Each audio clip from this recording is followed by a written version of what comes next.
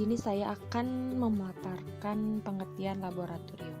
Menurut KBBI atau Kamus Besar Bahasa Indonesia, laboratorium adalah tempat atau kamar dan sebagainya tertentu yang dilengkapi dengan peralatan untuk mengadakan percobaan atau penyelidikan dan sebagainya. Dari penjelasan, menurut KBBI saja sudah jelas bahwa laboratorium memiliki berbagai peralatan yang mampu mendukung dalam mengadakan percobaan. Fungsi laboratorium ada 3. Yang pertama, laboratorium sebagai sumber belajar. Tujuan pembelajaran fisika dengan banyak variasi dapat digali, diungkapkan, dan dikembangkan dari laboratorium. Laboratorium sebagai sumber untuk memecahkan masalah atau melakukan percobaan. Berbagai masalah yang berkaitan dengan tujuan pembelajaran terdiri dari 3 ranah, yakni ranah pengetahuan, ranah sikap, dan ranah keterampilan atau afektif. Yang kedua, laboratorium sebagai metode pembelajaran. Di dalam laboratorium terdapat 2 metode dalam pembelajaran, yakni metode percobaan dan metode pengamatan. Yang ketiga, laboratorium sebagai prasarana pendidikan. Laboratorium sebagai prasarana pendidikan atau wadah proses pembelajaran. Laboratorium terdiri dari ruang yang dilengkapi dengan berbagai perlengkapan dengan bermacam-macam kondisi yang dapat dikendalikan, khususnya peralatan untuk melakukan percobaan. Selanjutnya saya akan menjelaskan tentang jenis-jenis laboratorium. Nah, yang pertama ada laboratorium riset. Ini digunakan untuk melakukan riset-riset ilmiah dalam bidang ilmu tertentu. Selanjutnya ada laboratorium analis, merupakan tempat menganalisis kandungan bahan tertentu. Nah, laboratorium kategori ini banyak bergerak dalam bidang kesehatan dan lingkungan. Selanjutnya ada laboratorium uji. Ini merupakan tempat menguji kualitas dan kekuatan produk atau barang tertentu. Nah, yang terakhir ada laboratorium pengajaran, tempat berlangsungnya pembelajaran secara praktek dalam bidang ilmu tertentu. Laboratorium ini biasanya terdapat di lembaga-lembaga pendidikan seperti sekolah SD sampai SMA, politeknik, akademi, institut, atau universitas. Laboratorium yang baik. Jenis dan jumlah peralatan serta bahan habis pakai berdasarkan pada kompetensi yang akan dicapai, yang dinyatakan dalam rasio antara alat dan peserta didik. Bentuk atau desain laboratorium harus memperhatikan aspek keselamatan atau keamanan.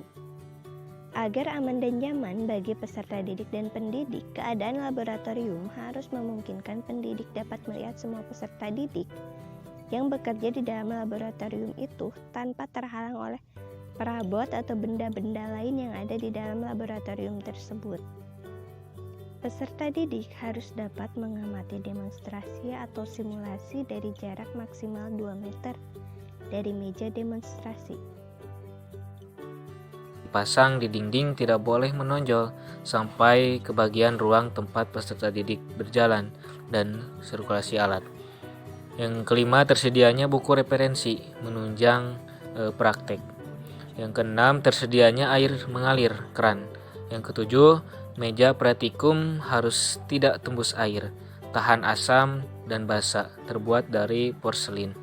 Yang kedelapan, tersedia ruang pendidik.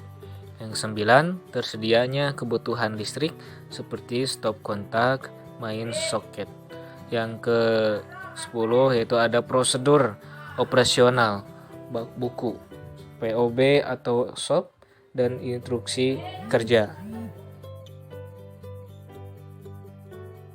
Pengadministrasian alat dan bahan berguna untuk memudahkan pengecekan, pengadaan, dan pertanggungjawaban, meliputi administrasian alat dan bahan laboratorium. Yang perlu dicatat dalam pengadministrasiannya alat dan bahan adalah yang pertama nama, jumlah, ukuran, merek, dan tempat penyimpanan, nomor kode atau katalognya. Kemudian perangkat pengadministrasian, alat dan bahan, buku inventaris, kartu stok, bendelan format permintaan atau peminjaman, kartu atau buku daftar alat atau bahan yang rusak, kartu reparasi. Perangkat pengadministrasian laboratorium, program kerja laboratorium, jadwal kegiatan laboratorium, daftar alat atau bahan sesuai lembar kerja siswa, buku catatan harian kegiatan laboratorium, dan daftar usulan pengadaan alat atau bahan laboratorium. Pemerolehan alat atau bahan yaitu dengan cara dari pengadaan alat atau bahan dengan cara dibeli sendiri atau instansi atau kiriman atau dropping dari pemerintah. Pemanfaatan alat atau bahan bekas, misalnya untuk elektrod karbon atau seng, dapat diambil dari bekas batu baterai atau mendaur ulang bahan bekas. Penghematan pemakaian alat atau bahan. Penghematan alat atau bahan misalnya dengan menggunakan sedikit mungkin zat, misalnya untuk reaksi kimia dapat digunakan volume yang sekecil mungkin, yaitu 1 mili sama dengan 1 mil atau jangan 10 mil. Menggunakan zat kimia yang encer untuk awetkan, gunakan formalin yang sudah diencerkan. Pengadaan alat dan bahannya itu. Untuk bahan khusus IPA dapat diperoleh melalui pabrik atau pedagang khusus. Sedangkan hewan dan tumbuhan untuk memperolehnya harus dikenali ekologi tempat hidupnya atau habitat hewan dan tumbuhan tersebut. Bahan non-IPA misalnya kayu, logam, bahan kimia sederhana atau sehari-hari dapat diperoleh dari toko besi, apotek atau farmasi dan lain-lain. Ketika ingin menggunakan lab atau bekerja di lab melakukan berbagai macam praktikum, ada beberapa aturan yang harus kita ikuti untuk menjaga keamanan serta keselamatan kerja di lab.